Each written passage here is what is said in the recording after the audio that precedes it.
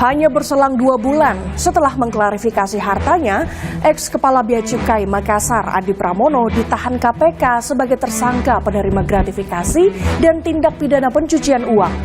KPK mengungkap akal-akalan Andi Pramono menyembunyikan gratifikasi yang diterimanya dari pengusaha.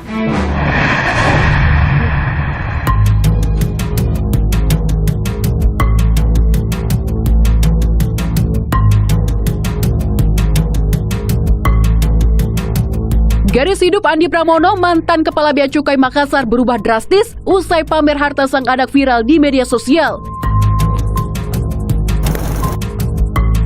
Hanya berselang 2 bulan setelah mengklarifikasi hartanya ke KPK soal penggunaan barang mewah sang anak dan rumah bak istana di Cibubur, Andi Pramono ditahan KPK sebagai tersangka penerima gratifikasi dan tindak pidana pencucian uang. Dalam jabatannya selaku PPNS sekaligus pejabat eselon 3 di Direktorat Jenderal Bea dan Cukai diduga memanfaatkan posisi dan jabatannya tersebut untuk bertindak sebagai perantara atau broker dan juga memberikan rekomendasi bagi para pengusaha yang bergerak di bidang ekspor impor sehingga nantinya dapat dipermudah dalam melakukan aktivitas bisnisnya. Penyidikan KPK mengungkap bagaimana konstruksi perkara gratifikasi dan TPPU yang menjerat Andi Pramono. Andi Pramono disebut menyalahi aturan kepabeanan karena diduga jadi broker atau makelar yang memuluskan pebisnis ekspor impor barang logistik yang dikirim dari Singapura dan Malaysia menuju Vietnam, Thailand, Filipina, dan Kamboja. KPK menemukan Andi Pramono diduga menerima fee gratifikasi sebesar 28 miliar yang dipakai untuk keperluan pribadi dan keluarganya.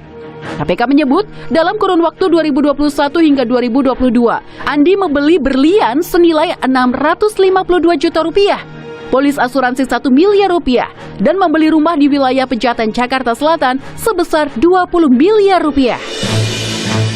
Padahal, harta kekayaan yang dilaporkan Andi Pramono di LHKPN KPK tidak sampai 20 miliar rupiah. Pada 2011, LHKPN Andi tercatat sebesar 1,8 miliar rupiah saat ia menjabat Kepala Seksi Penindakan Kantor Wilayah Dirjen Bea dan Cukai khusus Kepulauan Riau.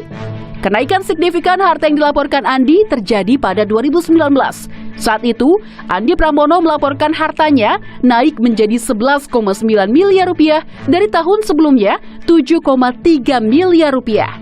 Sedangkan pada 2022, kekayaan Andi Pramono yang dilaporkan mencapai 14,8 miliar rupiah. KPK juga mengungkap akal-akalan Andi Pramono menyembunyikan gratifikasi yang diterimanya dari pengusaha.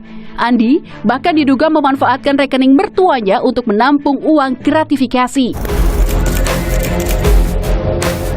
Mantan Komisioner KPK Laude M. Syarif mengungkap praktik akal-akalan menyamarkan uang gratifikasi ke rekening keluarga kerap terjadi. Bahkan praktiknya bisa tak terdeteksi PPATK.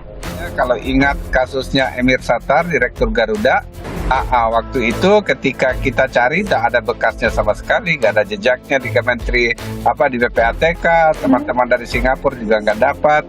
Tapi suatu waktu dari perusahaan tertentu ada mengirim ke mertua beliau. Jadi dari situ kita bisa tahu.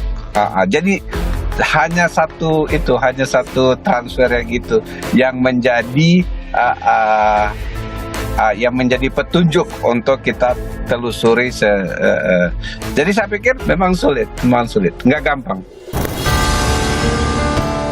KPK pun menjawab pertanyaan publik terkait 2 pejabat Kementerian Keuangan yang diproses setelah viral di media sosial, Andi Pramono dan sebelumnya Rafael Aluntri Sambodo.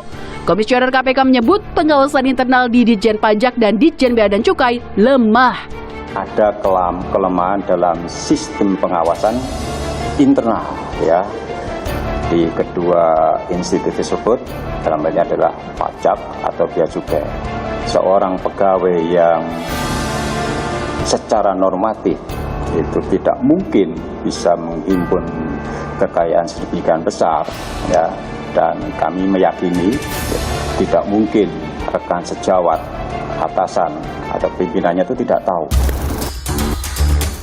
Sementara itu, peneliti Pusat Kajian Anti Korupsi UGM, Zainur Rohman menilai sistem hukum dan sistem pengawasan internal lembaga negara tidak berjalan maksimal. Zainur Rohman pun mendesak negara segera memperbaiki undang-undang tindak pidana korupsi. Salah satunya perampasan harta kekayaan pejabat negara yang tak bisa membuktikan sumber kekayaannya. Sangat penting ke depan untuk memperbaiki Undang-Undang 2899 tentang penyelenggara negara yang bebas KKN.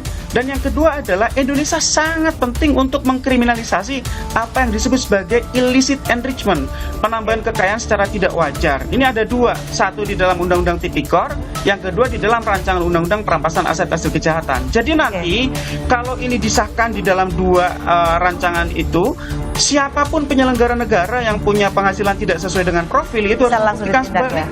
Oke, Ya, singkat kalau saja nih bisa Mas membuktikan Zainur. sebaliknya, maka dirampas.